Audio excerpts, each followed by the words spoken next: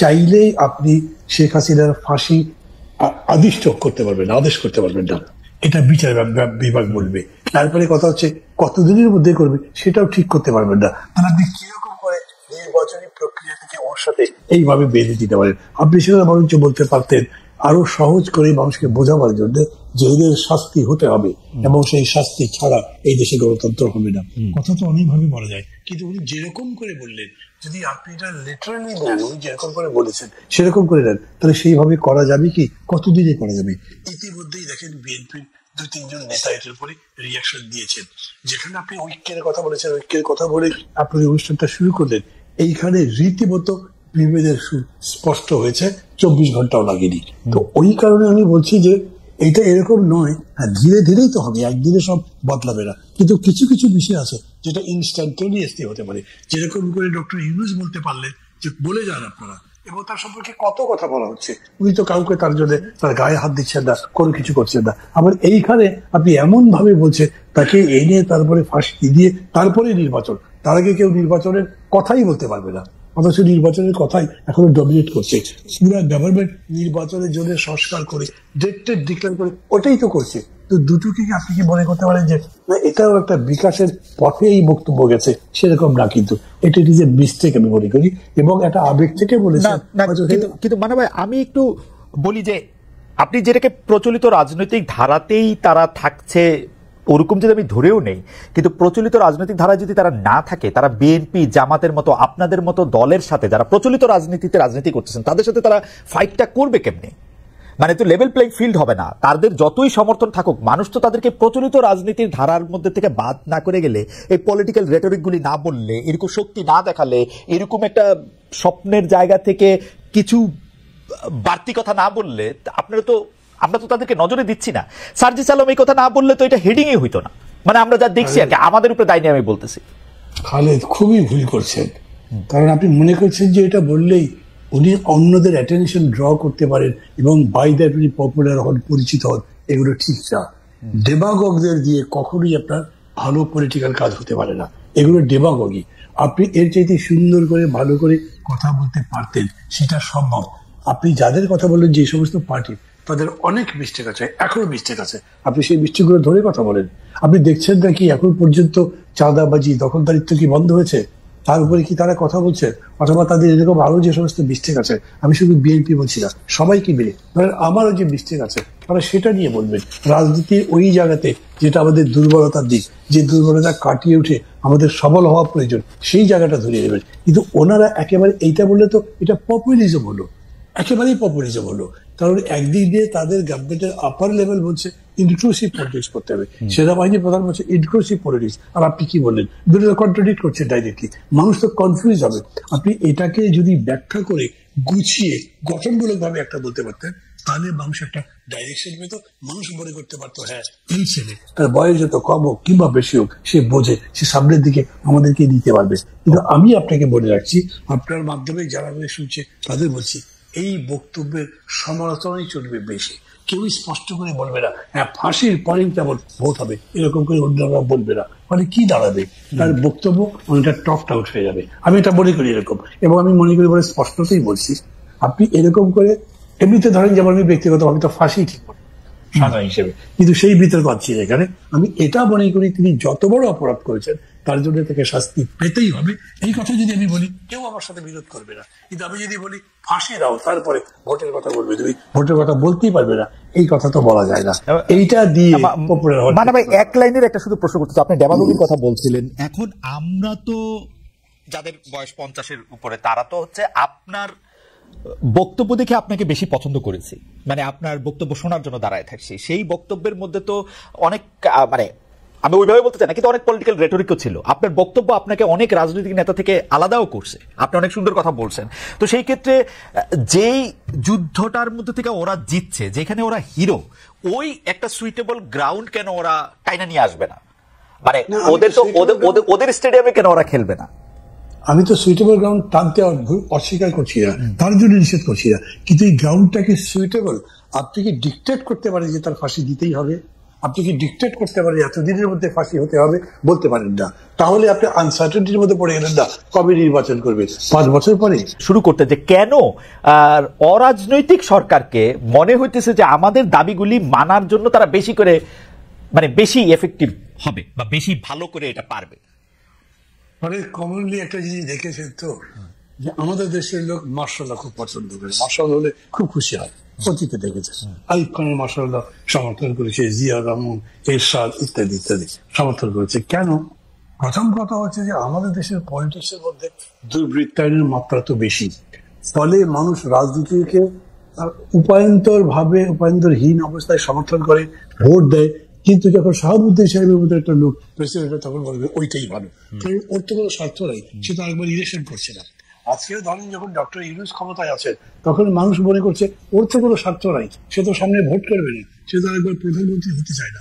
এবং that is a fact, doctor Yunus এটা চান, তা মনে হচ্ছে না তার আচরণে উচ্চারণে, ফলে তার প্রতি তার বিশ্বাস আস্থা বেশি থাকবে, এটা স্বাভাবিক। আর একটা হচ্ছে যে শুরুটা যেরকম করেছে, এত বড় একটা জালিম সরকার উৎখাতের পরে যিনি আসছেন, এবং তার আবার এত আন্তর্জাতিক ভাবে এত খ্যাতি সুনাম ইত্যাদি, আর চুরি বাটপারি ডাকাতি লুটপাট এগুলো তো নাই, করেননি তিনি, এখনো করছেন না, কখনো করবেন না। সেই হিসেবে তিনি রাজনীতিবিদদের চাইতে কিছু বেশি পয়েন্ট পান, এটা হলো রিয়ালিটি। এইটাই সঠিক কি বেঠিক বিতর্কের মধ্যে আমি যাচ্ছি না, কারণ আলটিমেটলি তো রাজনীতি সমাজের নিয়ন্ত্রণ।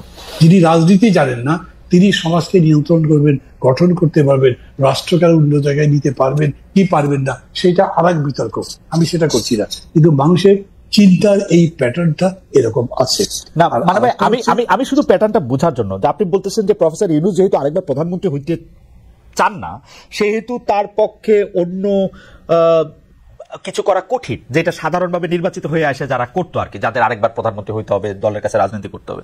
কিন্তু আমার কাছে মনে তো হয় যে শুধু প্রধানমন্ত্রী হওয়াটা তো না, প্রফেসর ইউনূসের তো অন্য স্বপ্ন, অন্য উদ্দেশ্য, চিফ এক্সিকিউটিভ রাষ্ট্রের হয়ে বসে থাকার একটা ইচ্ছাও থাকতে পারে লম্বা দিনের। মনে করছে না মানুষ এটা। আচ্ছা, মানুষ এটা মনে করছে না, উনি তো ইলেকশনে দাঁড়াবেন না বলে দেশে, উনি তো পার্টি করছেন না, নতুন যে পার্টি সেই পার্টির উনি কিছু নন, তাহলে ওনার সে উদ্দেশ্য নাই। বাকি অ্যাডভাইজার যারা যারা আছেন, অনেকের নাম বলতে পারি আমি, এই 3-4 জন ছাত্র বা শিক্ষার্থী, এদেরকে বাদ দিলে তারাও কোনো সময় এরকম আগ্রহ দেখাননি যে তারা আরেকবার নির্বাচন করবে বা আরেকবার শাসন দেওয়ার চেষ্টা করবেন। বরঞ্চ তাদের সম্পর্কে বেরিয়েছে, তারা গিয়ে প্রধান উপদেষ্টাকে বলেছেন, স্যার কোথায় দিয়ে আসে, আগে আমরা ব্যক্তিগতভাবে যাই করতাম, অন্তত যে টাকা কামাই করতাম অ্যাডভাইজার হিসেবে আপনি যে বেতন দেন তার থেকে অনেক বেশি সেটা। অতএব তারা কমফোর্টেবল, এটা বোঝাতে চেয়েছে। মানুষ কিন্তু ওদেরটা বিশ্বাস করছে যে হ্যাঁ, ওরা যাই করুক না কেন ক্ষমতা দিয়ে লড়ালড়ি করবে না। কিন্তু রাজনীতিবিদ সম্পর্কে সে মনে করে ও আওয়ামী লীগ করে, তাহলে তো নিশ্চয়ই সে বিএনপির বিরুদ্ধে ষড়যন্ত্র করবেই। ও বিএনপি করে, তাহলে তো আরেকবার ক্ষমতায় নেওয়ার জন্য মিথ্যা কথা বলবে, দরকার লাগলে আমাদেরকে ভুল বোঝাবে। এইরকম ধারণা প্রতিষ্ঠিত, সেটাই আছে। এবং এই কারণে আমি বলছি, ধরেন আমি আবার আপনি যে প্রশ্নটা করেছিলেন না, ওটার মধ্যে একটু যাই, যদি এটাতে আবার কথা হয়ে থাকে। কেন আপনি বলছেন যে আইন শৃঙ্খলা পরিস্থিতি আগের চেয়ে ভালো না খারাপ, সেই ব্যাপারে 55% মানুষ মনে করছে না আগের চেয়ে ভালো। এটা কিন্তু একটা কম্পারেটিভ স্টাডি করলে হয়তো এটা ঠিকও হতে পারে, কারণ যে 2-1টা নিউজ আসছে, যাই আসছে খুবই ফোকাসড হইতে আসছে। আর আগে তো পাতা খুললেই এগুলো ছিল, একদম সয়লাভ ছিল, মানে আইন শৃঙ্খলা পরিস্থিতির অবনতির বিষয়টা। সেই তুলনায় 55-45 মেবি জাস্টিফাইড। আর একটা বিষয় হচ্ছে, তখনকার যে সমস্ত দুর্নীতি, অন্যায়, লুটপাট বা চুরি ডাকাতি, হাইজ্যাক এগুলো হতো, অনেকেই মনে করতো যে পলিটিক্যাল পার্টিগুলোর সাপোর্টেই এগুলো হয়, নেতাদের সাপোর্টে এগুলো হয়। কিন্তু এখন যারা ক্ষমতায় আছেন তারা এই ব্যাপারে কোন রকম সাপোর্ট দেন বলে তারা মনে করে না, পরে এক ধরনের ইমিউনিটি তারা তো পেয়েই যাচ্ছেন।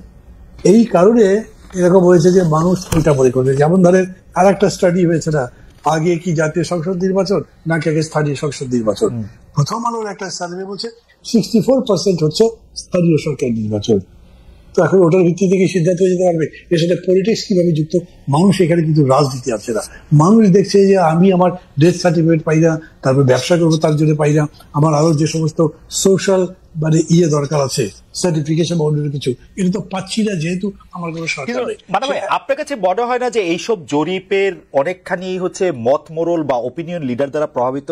কারণ অনেকে তো এই কথাও বলতেছেন যে পলিটিক্যাল লিডাররা না আসলে বা পলিটিক্যাল গভর্নমেন্ট না আসলে এই যে নিরাপত্তার ব্যাপারটা বা নিরাপত্তা বোধের ব্যাপারটা, সেইটা আসলে ঠিক হবে না। সেইটা আসলে, কারণ এই সরকার কোনো মতে একটু সময়টা পার করে দিচ্ছে, হয় না, ক্রিজে বল ঠেকাইলাম, ডাক করলাম, সময়টা পার করে দিলাম। মানে মানে ওরকম আমারও মাঝে মাঝে মনে হয়, কিন্তু আমি ঠিক অতখানি আবার বিবেচনাহীন হতে চাই না। কারণ আমি যখন দেখি যে ধরেন যেরকম করে তারা ইতিমধ্যে তারা 6টা কমিশনের রিপোর্ট প্রকাশ করেছেন, আমি জানি না কারা দেখুন আপনি পেয়েছেন কিনা, পরে বোঝা যায় তো যে তারা পরিশ্রম করেছেন, পড়াশোনা করেছেন। পুরা প্রপোজাল আপনি এগ্রি না করেন, কিন্তু এইটা পুরা জাতিকে, আপনি কল্পনা করেন, পুরা জাতিকে কনস্টিটিউশনের বিতর্কের মধ্যে চাপিয়ে দিয়েছে। যারা পার্লামেন্টের মেম্বার তাদের 50% হয়তো কনস্টিটিউশন ঠিক মতো পড়ে যেতে। এখন আপনার চায়ের দোকানে পর্যন্ত কনস্টিটিউশন না, এটা তো একটা মানে আপনার কাছে ঠিক পাঠ মনে হয় কিনা, এটা তো একটা ঠিক মানে আমরা ওয়ার্ল্ড ব্যাংক থেকে ইন্টারন্যাশনাল এনজিও গুলির থেকে শুরু করে নতুনকার এনজিওর কাজে এগুলা যে কমিশন করবে, রিপোর্ট করে সেটা নিয়ে আলোচনায় রাখবে। কিন্তু শেখ হাসিনা তো সংবিধান দেখে দেখে মানুষের উপর অত্যাচারটা চালায় নাই। সংবিধানটার প্রতিপক্ষ করা হয়েছে, সংস্কারের কথা বলা হয়েছে, এটা আরেকটা পলিটিক্যাল গভর্নমেন্টই তো করতে পারতো বা করা উচিত ছিল। কেউ কেউ এরকম বলে থাকেন।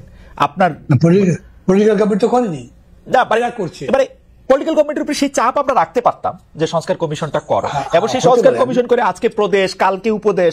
এটা কিরকম মানে এটা তো মানে যাইছে তাই, মানে যখন যেটা মনে হয়েছে। বাদা ভাই, আমরা সংস্কার কমিশনের রিপোর্টগুলি দেখছি, সেটা প্রশাসনের সংস্কার কমিশন হোক, সংবিধান সংস্কার কমিশন হোক, প্রতিটা জায়গায় মানে আমি বলবো যে নবিশি ভাবে সেই সংস্কার কমিশনগুলি রিপোর্ট করছে অনেকগুলি জায়গায়, প্রতিটা জায়গায়।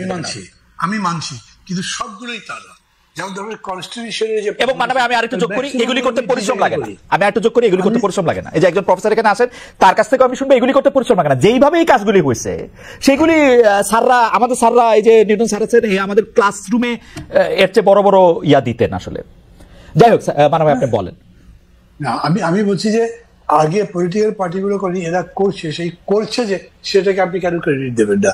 একটা তো কথাই চালু হয়ে গেছে, সে হচ্ছে যে বাবা দেশের মধ্যে প্রতিষ্ঠিত হয়েছে যে আমাদের এগুলো বদল করতে হবে। ধরেন এরা পুরোটা করতে পারলো না, দেখা গেল এন্ড অফ দি ডে যে এদের 80% জিসি ট্র্যাশ হয়েছে, কিন্তু ধারাটা তো চালু হয়ে গেল। পরে যারা আসবে তারা আবার এটা কন্টিনিউ করতে পারে। সেই অর্থে আমি বলছি যে এদের এই প্রচেষ্টাকে আপনি ধন্যবাদ দিতে হবে, বিকজ আমি মনে করি যে এটা দিয়ে পুরা জাতিকে একটা থিওরিটিক্যাল ডিবেটের মধ্যে, একটা ইথিক্যাল ডিবেটের মধ্যে, মানে একটা জ্ঞানের চর্চার মধ্যে নিয়ে যেতে পেরেছে। আগে এটা ছিল না। মানে ভাই, আপনি যখন বলছেন আমি ধন্যবাদ দিচ্ছি, তবে এই বিষয়টা আমি একটু প্রফেসর নিউটনের কাছে একটু জানতে চাইতেছি যে প্রফেসর নিউটনের যে কমিশন সংস্কার করা, এর মধ্যে থেকে আমরা কি পাচ্ছি? আসলে আমার মূল প্রশ্নটা আপনার কাছে ছিল হচ্ছে যে, বা যে প্রশ্নটা আমি আসলে করতে চাইছিলাম, বা যে প্রশ্নটার মধ্যে আমি আসতে চাইছিলাম, যে এখানে সংস্কারের কথা বলা হচ্ছে, এখানে বলা হচ্ছে, কিন্তু আমাদের মধ্যে নিরাপত্তার অভাব বোধটা অনেক বেশি তীব্র হইতেছে।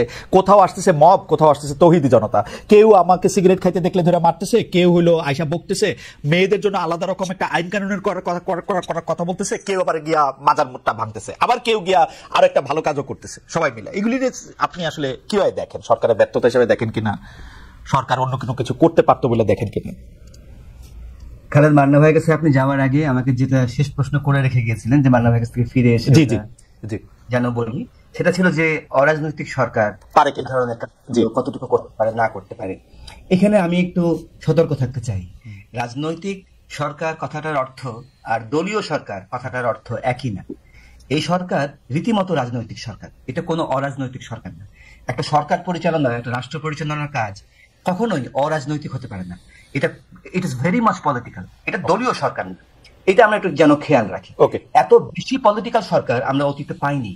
এই যে মান্না ভাই দারুণ বলেছেন যে দেখেন, সংস্কার প্রশ্নটা, রাষ্ট্র সংস্কারের প্রশ্নটা সত্যি সত্যি রাষ্ট্র পরিচালকেরা, সরকার সিরিয়াসলি করছেন, কাজটা করছেন, এটা আমরা অতীতে কখনো করিনি। এটা আমাদের ইস্যুই ছিল না।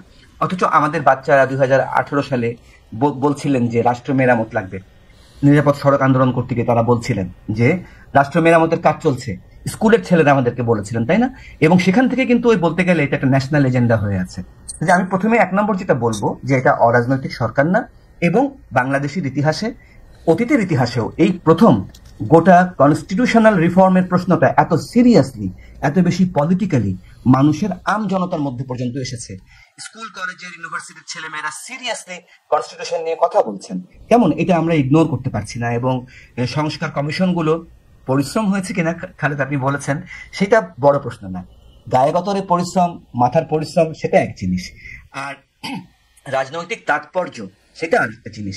এনজিও গুলো যেভাবে রিপোর্ট তৈরি করে, যেভাবে রিপোর্ট পেশ করে, সেগুলোর এক ধরনের পরিবেশ, এক ধরনের প্রেক্ষাপট আছে। আর এখন যে রাষ্ট্র সংস্কারের প্রসঙ্গগুলো হচ্ছে এটা অনেক বেশি তাৎপর্যপূর্ণ, অনেক বেশি সিগনিফিক্যান্ট। সবচাইতে বড় এনজিওরও কোনো একটা রিপোর্ট তৈরি করা এর সঙ্গে তুলনীয় না। আচ্ছা, এরপরে মব এবং আইন শৃঙ্খলার প্রশ্নটা আপনি এনেছেন। দেখেন, আমি দেখছি কি যে এবারের গণ অভ্যুত্থানের পরে আমাদের গোটা সামাজিক রাজনৈতিক আলাপ আলোচনার মধ্যে মব প্রসঙ্গটা একটা নতুন শব্দ হিসেবে যুক্ত হয়েছে গণহারে, মানে গণ লেভেলে। এখন ইংরেজিতে আমরা যখন মব টব বলি না, কে কি বোঝেন আমি ঠিক জানি না, কিন্তু আমাদের এখানে গণপিটুনির ইতিহাস অনেক পুরনো, আমাদের এখানে চোরকে পিটিয়ে মেরে ফেলা অনেক পুরনো। যেমন ধরেন যে অনেক বেশি মাথা খাটিয়ে, অনেক বেশি ডেলিকেটলি, সূক্ষ্মভাবে মিনা কার্টুন তৈরি হয়েছিল মেয়েদেরকে এগিয়ে নেওয়ার জন্য। মিনা কার্টুনের আমার মনে আছে, আমার মনে দাগ কেটে গেছে। আমি আমার তখন একদম ছোট্ট বাচ্চা, 2-3 বছরের বাচ্চা, তাকে নিয়ে দেখছিলাম। প্রথম পর্বেই একটা চোরকে লাউ চুরি করার জন্য, একটা চোরকে গোটা গ্রামবাসী ধাওয়া করে। এমন এগুলো আমাদের সমাজের মধ্যে, আমি শুরুতে যে অদৃশ্য লীগ প্রসঙ্গে যেটা বললাম, আমাদের গোটা সমাজ কাঠামোর মধ্যে, আমাদের প্রতিষ্ঠানগুলোর মধ্যে, আমাদের পরিবারের মধ্যে, আমাদের ব্যক্তিগত চিন্তা প্রণালীর মধ্যে অনেক মুশকিল আছে। আচ্ছা, তার মধ্যে এরকম এই জিনিসগুলো আছে। আমি আরেকটা প্রশ্ন বলেছেন, সেটা হলো যে এই যে মেয়েদের সিগারেট খাওয়া নিয়ে আমি বলি কি, দেখেন এটা তো খুব খারাপ কাজ হয়েছে, অকল্পনীয় খারাপ কাজ হয়েছে, তাই না? এখন এটা এমন না যে এটা জুলাই অভ্যুত্থানের পরে প্রথম ঘটলো, অতীতে কখনো ঘটে নাই। এবং এখানে সিগারেটটাও ইস্যু না। আমাদের দেশে সবচাইতে প্রগতিশীল বলে যে লোকগুলো পরিচিত, যারা নিজেদেরকে মনে করেন যে আমরা প্রগতিশীল না, তারা উঠতে বসতে ওই শব্দটা ব্যবহার করেন, বা আমি বলছি কি, একদম আমাদের জেএমবি, আমাদের জনযুদ্ধ, আমাদের লেফট আন্ডারগ্রাউন্ড পার্টি, আমাদের কমিউনিস্ট লেফট পার্টিগুলো, আমাদের আওয়ামী লীগ, আমাদের বিএনপি, আমাদের জামায়াতে ইসলামী, সবগুলো পলিটিক্যাল পার্টির আপনি নেতাদের ফ্যামিলিতে যদি ঢোকেন, দেখবেন মেয়েদের অবস্থাটা কি। আমাদের কি গরিব, কি বড় লোক, কি গ্রামে, কি শহরে, কি এই ধারার রাজনীতি, কি ওই ধারার রাজনীতি, সমস্ত ক্ষেত্রে আমাদের পরিবারগুলোর মধ্যে আমাদের মেয়েদের অবস্থা খুব খারাপ। আমাদের পরিবারগুলোর মধ্যে বল প্রয়োগ, একটা সাধারণ কথা, উন্মাদের একটা কার্টুন চালু হয়েছিল, স্লোগান হয়ে গেছিল, আপনার মনে থাকবে, সবার মনে আছে, মায়ের উপরে ওষুধ নাই। রাইট। এটা হচ্ছে আমরা মনে করতাম যে আমাদের স্কুলের সেই টিচারটা ভালো, যে ছেলে মেয়েদেরকে মারে, কেননা মানুষ করার জন্য মারতে হবে। এই যে ব্যাপারগুলো দেখেন, বল প্রয়োগ নিয়ে, নারীর প্রতি অ্যাটিটিউড নিয়ে, এগুলো আমাদের পুরনো রোগ, এগুলো দীর্ঘ মেয়াদে আমাদের কাজ করতে হবে। প্রফেসর নিউটন, আমি দুটো বিষয় একটু আপনার দৃষ্টি আকর্ষণ করতে চাই। একটা, আপনাদেরকে রাজনৈতিক সরকার বলেছেন, কিন্তু নির্দলীয় সরকার বলেছেন। কিন্তু আমার কাছে মনে হয় যে আপনি যেমন বলছেন যে এই সরকারের মতো এত বেশি রাজনৈতিক সরকার আসলে অতীতে কখনো দেখা যায়নি, সেই বক্তব্যের সাথে আমি একমত পোষণ করে কই যে এই সরকারের মতো দলীয় সরকারও আসলে খুব বেশি আসলে দেখা যায় নাই, যারা আসলে মার্কা না নিয়ে আসছেন, অনির্বাচিত দলীয় সরকার। যেমন প্রফেসর ইউনূস রাষ্ট্র ক্ষমতা নিয়েই প্রথমেই বলছেন ছাত্ররা তাদেরকে নেতৃত্ব নিয়োগ দিচ্ছেন। তারপরে প্রফেসর ইউনূস বেছে বেছে এমন সব লোককে নিয়োগ দিয়েছেন যারা একটা ঘরানার, একটা জায়গার এবং ওনার পছন্দের মানুষ, এবং এটাকে আমি একটা খুবই খুবই বাছাই করা একটা দল বলতে পারি। এবং সেই দলটা যে একটা দল সেটা বোঝাও যাচ্ছে নানা রকম ভাবে। তো আপনি এটাকে কেমনে এটাকে মানে নির্দলীয় বলতে চান আমি জানি না, এটা নিয়ে আপনি আর দুই লাইন বলবেন কিনা। আর আপনি মব প্রসঙ্গে হোক, আপনি অতীতের কথা বলছেন, আমাদের মেয়েদের প্রতি ব্যবহারের কথায় আপনি অতীতের কথা বলছেন, সব কথাই কিন্তু তো আমরা তাহলে অতীতের জায়গার থেকেই আসলে বলতে পারবো। এই জায়গাটা নিয়ে আরেকটু বলবেন কিনা এই দুটো প্রসঙ্গে? আমি অতীত বলি নাই, এটা মেয়েদের প্রশ্নে আমি অতীত বলি নাই, মবের প্রশ্নে অতীত বলি নাই। আমি বলছি যে এটা আমাদের সমাজের গড়নের মধ্যে, আমাদের পরিবারের গড়নের মধ্যে আছে, বর্তমানেও আছে, অতীতেও আছে, আগামী অনেকদিন পর্যন্ত ভবিষ্যতেও এটা থাকবে। আমরা যদি অনেক বড় করে প্রশ্নগুলোকে নিয়ে শিক্ষামূলক কাজের দিকে না যাই, আমরা যদি নতুন মূল্যবোধ তৈরি করতে না পারি, তাহলে আমরা এই মুশকিলগুলোর মধ্যে থাকবো। এই মুশকিলগুলো শুধু বাংলাদেশের মুশকিলও না। আচ্ছা, ফলে এটা অতীত ভবিষ্যতের প্রশ্ন না। নির্দলীয় শব্দটা আমি কিন্তু বলে নাই, আমি অনির্বাচিত শব্দটাও বলি। আমি বলেছি যে রাজনৈতিক সরকার এবং দলীয় সরকার, এই দুইটা ধারণার মধ্যে পার্থক্য আছে। তার মানে আমি এটা বলিনি যে এটা নির্দলীয় সরকার, আমি এটাও বলিনি যে এটা অনির্বাচিত সরকার। নির্বাচিত অনির্বাচিত ভোটের মধ্যে যদি নির্বাচন এক ধরনের। আমি যদি এখন প্রশ্ন করি যে আপনি এটাকে দলীয় সরকার মনে করেন কিনা, আমি বলবো যে সুনির্দিষ্ট একটা রাজনৈতিক দলের এটা সরকার না, সুনির্দিষ্ট একাধিক রাজনৈতিক দলের এটা সরকার না, কিন্তু এটা তো নিজে একটা দল, গ্রুপ, এটা একটা গোষ্ঠী, তাই না? এ সেট অফ পিপল। ফলে আমি কি নামে ডাকবো সেটা বড় কথা না, বড় কথা হচ্ছে যে আমার পয়েন্ট যেটা ছিল যে এটা খুব রাজনৈতিক সরকার, এবং একদম রাষ্ট্র পরিচালনার সমস্ত রাজনৈতিক কর্মকাণ্ডের যে গোড়ার আইনি কাঠামো সেইটা ধরে এরা টান দিচ্ছেন। এই অর্থে বলছি সংস্কারের কাজে হাত দিচ্ছেন, এই অর্থে বলেছি যে এটা অনেক বেশি রাজনৈতিক সরকার। দলীয় কি দলীয় না, এটা অত বড় প্রশ্ন না, কিন্তু এটাকে আমি অনির্বাচিত একটা শব্দ দিয়ে, এক বিশেষণ দিয়ে বলে যেতে রাজি না।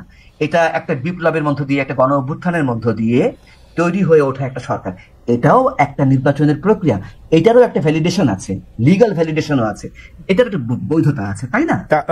সেই ক্ষেত্রে কি যদি আমি এই কথাটার মধ্যে থেকে একটু আমার খটকা লাগে এই জায়গায়, যে বিপ্লবের মধ্যে দিয়ে গড়ে ওঠা একটা সরকার, তো মানে এই সরকারটাকে কে চুজ করলো? মানে শুধু ডক্টর ইউনূসকে চুজ করা হয়েছে, বাকি জনরে ডক্টর ইউনূস চুজ করছেন, ব্যাপারটা কি এরকম নাকি সব পুরো সরকার ব্যবস্থা এটাকেই চুজ করছে, বিপ্লব যারা করছে তারা সবাই? দেখেন, আমি তো অনেক দূরে থাকি ঢাকা শহর থেকে, আমি দূর থেকে দেখার সুবিধাও আছে, অসুবিধাও আছে। তা আমি আমার সুবিধার জায়গাটাই আমাকে ভাবতে হবে, কারণ আমাকে তো দেখতে হয়, দূরে থাকলেও আমাকে তো বোঝার চেষ্টা করতে হয়, ভুল হোক ঠিক হোক, তাই না? দূর থেকে আমি যেটা দেখেছি সেটা হলো যে এই সরকারটা অদ্ভুতভাবে, খুব লুজলি কিন্তু অদ্ভুতভাবে ব্যালেন্সড একটা সরকার। এটা প্রথম আমরা একটা এমন সরকার দেখছি যে সরকার এক অর্থে বলতে পারেন শিথিল। ওই যে মান্না ভাই বলেছেন যে এই আমাদেরকে একটা মিনিট সময় দেবেন, মান্না ভাইকে আবার আরেকটা অনুষ্ঠানে চলে যেতে হবে, সেই জন্য এই প্রসঙ্গে একটু মান্না ভাইকে আমরা শুনি, তারপর আমরা একটু আসবো। যে মান্না ভাই, আপনি একটু আমাদের একটু বলবেন যে আসলে এই বিপ্লবের সরকার, সংবিধান সরকার, এটা নিয়ে আপনার টেকটা। আমরা না, এবার বিপ্লবের সরকার তো নাই, এই জায়গাতেই আসলে খুব বড় ধরনের একটা ভুল বোঝাবুঝি হয়েছে, এবং তারই জের আমরা এখনো টানছি, অন্তত যারা যারা দায়িত্বে আছেন, শাসন করছেন বা পরিচালনা করছেন তাদের মধ্যে আছে। খেয়াল করে দেখা খালেদ, সরকারটা চলে গেল 5 তারিখে, পরের সরকার আসলো 8 তারিখ।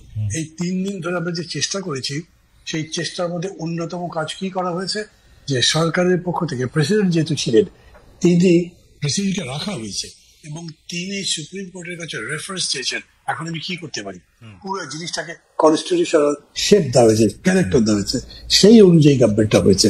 আপনি যে জিজ্ঞেস করলেন না যে এই গভর্নমেন্টটা কে করেছে, ডক্টর ইউনূসকে উইদাউট ছাত্ররা চেয়েছে, বাকি অ্যাডভাইজারদের কে দিয়েছে। আমাদের কনস্টিটিউশন মধ্যে ছিল যে অন্তর্বর্তী সরকারের প্রধানটাকেই নির্বাচন করা হবে, প্রধান বাকি উপদেষ্টাদের মনোনয়ন দেবেন, পারিয়ে দেবেন, যেরকম করে বলেন, সেটাই করেছে। তারপরে কমপ্লিটলি এটা একটা কনস্টিটিউশনাল প্রসেস ফলো করেছে। তো আপনি কনস্টিটিউশনাল প্রসেসও ফলো করবেন, আবার বলবেন যে আমি বিপ্লবও করেছি, এটা কি হলো নাকি? আর বিপ্লবের মধ্যে যেরকম করে ধরেন ট্রেডিশনালি একটা ক্লাস কোয়েশ্চেন থাকে, এখানে তো সে ক্লাস কোয়েশ্চেন দেয়, এটা জাস্ট পাওয়ার ট্রান্সফার ফ্রম মানে সেম ক্লাস, একই রকম দৃষ্টিভঙ্গি নিয়ে। এই দৃষ্টিভঙ্গির দিক থেকে কি হয়েছে, ওরা খুবই অন্যায় করেছিল, লুটপাট করেছিল, আমরা ভালো একটা দেশ করতে চাই, যারা আসছেন তারা সেই কথা বলেছেন।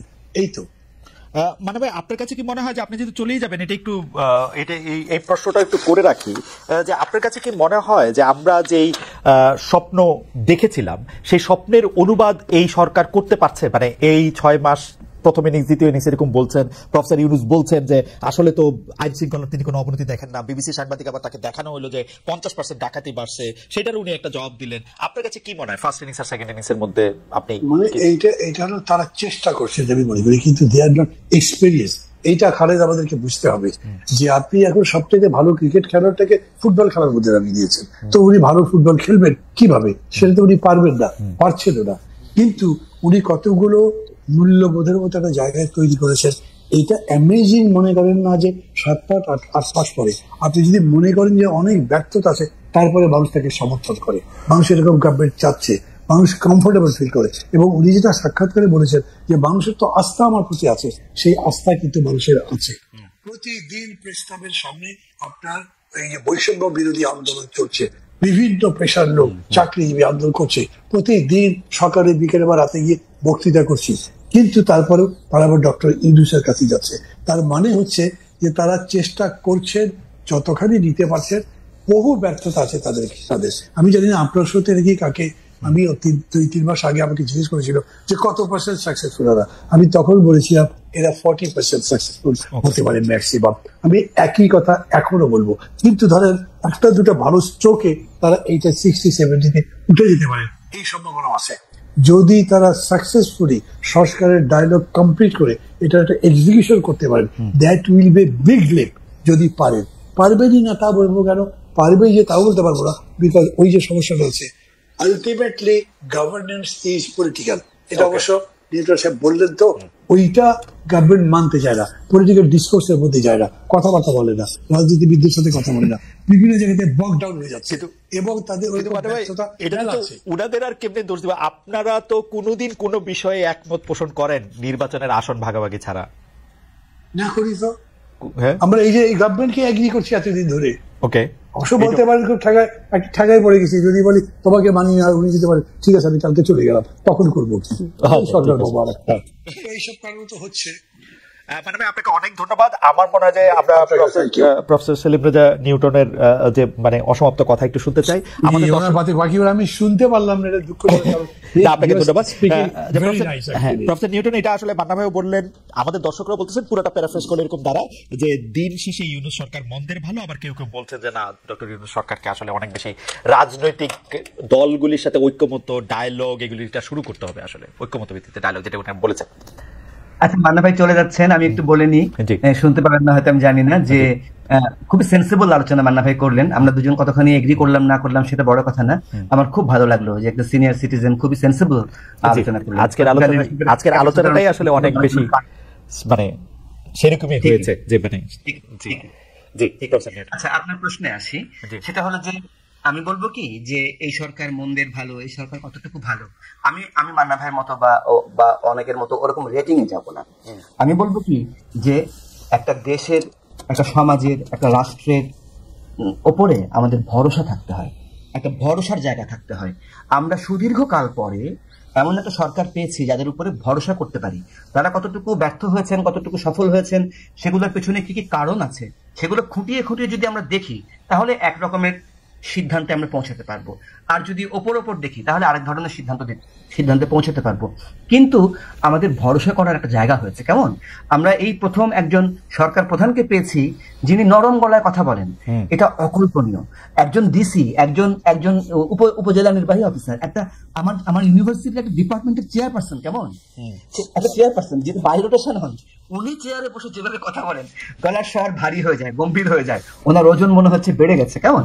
সেই তুলনায় এরকম একটা সরকার প্রধান আমরা প্রথম পেয়েছি, যেখানে গোটা টোনটা, গোটা স্বরটাই অন্যরকম, এবং এটা খুবই ভরসা করার মতো একটা জায়গা। আমি অনেক বেশি আশাবাদী সরকারকে নিয়ে। মানুষ আশা ছাড়া বাঁচতে পারে না, আমাদের আশার কোনো জায়গাই ছিল না। আমরা একটা জায়গা পাচ্ছি, আমরা আলো দেখতে পাচ্ছি, টানেলের মাথায় আমরা আলো দেখতে পাচ্ছি কেমন। এখন এই আলোটাকে আমি আঁকড়ে ধরতে চাই এবং কনস্ট্রাকটিভলি ক্রিটিসিজম করে আমি সামনের দিকে যেতে চাই, দোষগুলো বলতে চাই, কিন্তু সেটা দোষ ধরার জন্য না, সিদ্ধান্বেষণ করার জন্য না, হেল্প করার জন্য, যেন আমরা বেটার জায়গায় যেতে পারি। আবার দেখেন, আমাদের সমস্ত রাজনৈতিক দলের কাছে আমাদের প্রত্যাশা অনেক বেশি বেড়ে গেছে না, কারণ রাজনৈতিক দল ছাড়া আমরা বিদ্যমান কাঠামোতে চলতে পারবো না। এখনো পর্যন্ত সংস্কার অতদূর যায়নি কিন্তু যে রাজনৈতিক দল ছাড়া চলতে পারবো, সেরকম না। এখন দেখেন যে আমরা জুলাই গোটা 36 দিনের মধ্যে কি পেলাম, রাজনৈতিক দলের কাছে এই প্রথম আমরা একটা সর্বসম্মত ঐক্যমত্য পেয়েছি। খুবই ইন্টারেস্টিং, সেটা হলো যে রাজনৈতিক দলগুলো তারা অলিখিতভাবে কিভাবে যেন জুলাইয়ের একটা আইন তৈরি হয়েছিল, অলিখিত আইন, অদৃশ্য আইন, যে সব রাজনৈতিক দল এই অভ্যুত্থানে, এই বিপ্লবে অংশগ্রহণ করবেন, থাকবেন, কিন্তু কেউ নিজের নাম নেবেন না। রাজনৈতিক দলের পক্ষে নিজের পতাকা ছাড়া, নিজের ব্যানার ছাড়া, নিজের নাম উচ্চারণ করা ছাড়া রাস্তায় থাকা, এমনকি মৃত্যুর ঝুঁকি নেওয়া, এটা পৃথিবীর ইতিহাসে বিরল, আধুনিক রাজনৈতিক সরকারগুলোর ইতিহাসে বিরল। জুলাইয়ের কতগুলো অদৃশ্য আইন আছে। মাহফুজ আলম খুব ইন্টারেস্টিং কথা বলেছিলেন একবার, কেমন, যে জুলাই অভ্যুত্থান নিজে অনেক কিছুর মীমাংসা আকারে হাজির হয়েছে। একটা মীমাংসা কিন্তু এইটা আমার মতে, যে রাজনৈতিক দলগুলো যেন নিজেদের লিমিট বোঝেন। আচ্ছা, এবার মান্না ভাই একটা প্রসঙ্গ নিয়ে আমি একটুখানি বলতে চাই প্লিজ, এটা খুব আলোচিত প্রসঙ্গ। মান্না ভাই বলেছেন বোনেরা যে বিপ্লব, এটা বিপ্লব ঘটে নেই। আমার কাছে যাহা বিপ্লব তাহাই গণ অভ্যুত্থান। আপনি যদি একেবারে আক্ষরিক অর্থে গণ অভ্যুত্থান শব্দটার অর্থ খেয়াল করেন, তাহলে দেখবেন কি গণমানুষ যেখানে ওপরে উঠে আসে, গণমানুষের উত্থান ঘটে যার মধ্যে দিয়ে, সেটাই গণ অভ্যুত্থান। আমরা জুলাইয়ে এই ঘটনাটা ঘটতে দেখেছি। আচ্ছা, বিপ্লব বলতে না আমাদের মাথার মধ্যে পুরোনো, উনি বলেছেন ট্র্যাডিশনালি ক্লাস কোশ্চেন থাকে। আসলে আমরা অনেক বেশি বুকিশ। আমরা যারা বিপ্লব নিয়ে আলাপ, আমরা ভেবেছি এটা লেনিনিস্ট বিপ্লব, আমরা ভেবেছি এটা কমিউনিস্ট বিপ্লব। আমাদের কাছে কিউবা, চায়না, ইরান এবং সোভিয়েত ইউনিয়ন এগুলো ছাড়া বিপ্লবের কোনো এক্সাম্পল আমরা ভাবতে পারি না। অ্যাকচুয়ালি বিপ্লব অনেক রকম হতে পারে। বিপ্লব হলো প্লাবন, বিপরীত প্লাবন। সবকিছু আমাদের বিপ্লবটা আমাদের বিপ্লবটার আলাদা বৈশিষ্ট্য আছে। আমি আন্দাজ করি যে কয়েক বছরের মধ্যে, আগামী এক দশকের মধ্যে বাংলাদেশের বিপ্লব নিয়ে আলাদা করে স্টাডি হবে। আপনি আমার মনে হয় এটা আমার শেষ শুধু আপনার কাছে প্রস্তাব, সেটা হচ্ছে যে আপনি জুলাই বিপ্লবের কথা বলছিলেন বা বিপ্লবের কথা বলছিলেন যখন, কিন্তু আমরা ওই বিপ্লবের ফল হিসাবে যা পাচ্ছি সেইটা তো আসলে বিপ্লবের কোনো চেতনা, কোনো ঐতিহ্য ধারণ করতেছে বলে আমাদের মনে হচ্ছে না। তারা রূপায়ণ টায়ারে অফিস নিচ্ছেন, তারা একইভাবে রাজনৈতিক দল করতেছেন, একইভাবে বিভিন্ন জায়গায় আমরা চাঁদাবাজির অভিযোগও পাচ্ছি। একজন চাঁদাবাজির অভিযোগের ভিত্তিতে আজকে বিবিসি নিউজে হয়েছে যে তাদের আসলে বাধা দেওয়া হয়েছে। সেই একই পথে হাঁটা, এটা কি একটু ফ্রাস্ট্রেটিং না? একদম ডিক্টো, মানে যা যা কিছু ওরা করছে, যার জন্য আমরা এত কিছুর জন্য, যে আশার আলোর কথা বললেন, সেই আশার আলোর কথা যে কিছু টানেলের শেষে যে আমি আলোর দেখা পড়লো, সেই আলোটা কি আর একটা ধেয়ে আসা ট্রেন কিনা, এটাই তো বুঝতে পারতেছি না, যদি শেষ মন্তব্য করেন। আচ্ছা, আমার মনে হয় যে আজকে তো আমরা আমাদের সময় শেষ, আর এমনিতেও এই ধরনের আলোচনা আমরা অনেক কিছু তুলতে পারি না, অনেক কিছু বলতে পারি না। কিন্তু আমি যেটা দেখতে পাই যে, যেমন ধরেন যে অনেকগুলো দৃশ্যমান পরিবর্তন ঘটেছে, একেবারে স্ট্রেট ফরওয়ার্ড। বাংলাদেশে একটা খোলা বাতাস বইছে এখন। আমাদের নিঃশ্বাস নিতে কষ্ট হতো, বাংলাদেশে আমাদের নিঃশ্বাস নিতে কষ্ট হতো, আমাদের ঘর থেকে বের হতে ভয় লাগতো, আমরা গুম হয়ে যাব কিনা। জান এবং জবান বলে একটা কথা চালু হয়েছিল এই ফ্যাসিস্ট রেজিমের শেষের দিকে এসে। আমাদের জানের এবং জবানের সামান্যতম কোনো ভরসা ছিল না। সোহুল আহমেদ মুন্না নামে আমাদের ইয়াং একজন ইন্টেলেকচুয়াল, খুবই ইমপ্রেসিভ, তার একটা বই আছে শ্বাস নেওয়ার লড়াই। তেমন আমরা এখন বাংলাদেশে একটা অভূতপূর্ব খোলা পরিবেশ দেখতে পাচ্ছি। আমরা একেবারে খোলামেলা কথা বলতে পারছি, এবং সবচেয়ে ইন্টারেস্টিং, যারা আওয়ামী লীগের সমর্থক তারা মুখে স্বীকার করেন বা না করেন, একটা বিপুল অংশ মানুষ প্রাণ খুলে সমালোচনা করতে পারছেন। এই সমালোচনা কোয়ালিটি যাই হোক নাকি স্যার, যারাই সমালোচনা করতেছেন তাদেরকে আপনি আওয়ামী লীগের সমর্থক মানুষ বলতেছেন? না না না না না, আমি নিজেও তো অনেক সমালোচনা করেছি, আমি নিজেও সমালোচনা করব। কেমন অনেক মানুষ সমালোচনা করছেন যারা জুলাইকে একদম খোলা হওয়ার কথা বলতেছেন, কেউ কেউ বলতেছে যে বই প্রকাশ করা যাইতেছে না, কথা বলা যাইতেছে না, মানে অনেকে তো এরকম কথাও বলতেছে, আপনার কানে তো আসতেছে। স্যার আমরা অনেক সময় গাছ দেখতে গিয়ে জঙ্গল দেখতে পাই না, বন দেখতে পাই না, অরণ্য দেখতে পাই না। অরণ্যের মধ্যে অনেক গাছ আছে যেখানে বিষাক্ত পাতা আছে, বিষাক্ত গাছ আছে, কিন্তু ওভারঅল অরণ্যটাকে দেখতে পারার ব্যাপার আছে, সমগ্রতাটাকে দেখার ব্যাপার আছে, হোলিস্টিক চিন্তা করার ব্যাপারটা আছে। কিন্তু আমরা ওভারঅল একটা খোলা পরিবেশ পেয়েছি। মানুষ যখন কথা বলতে পারে, আপনি নিশ্চিত থাকতে পারেন যে ইনএভিটেবলি এখানে পজিটিভ চেঞ্জ ঘটতে বাধ্য। আজকে হোক, দুদিন পরে হোক, কথা হচ্ছে একদম ঘোরার কথা। প্রফেসর সেলিম রাজা নিউটন, আপনাকে অনেক অনেক অনেক ধন্যবাদ।